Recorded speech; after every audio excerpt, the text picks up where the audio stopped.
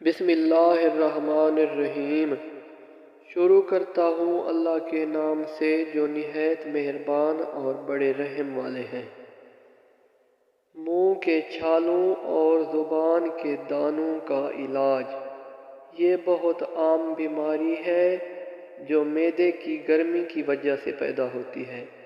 اس کی وجہ سے مریض کو کھانے پینے، چائے پینے وغیرہ میں بہت تکلیف ہوتی ہے۔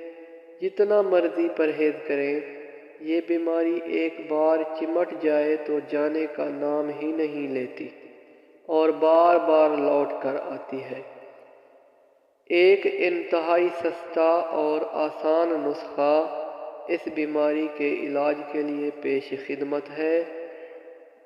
پنساری کی دکان سے کالا نمک اور پھٹکڑی برابر خرید کر پیس لیں اور کسی شیشی میں ڈال کر رکھ لیں۔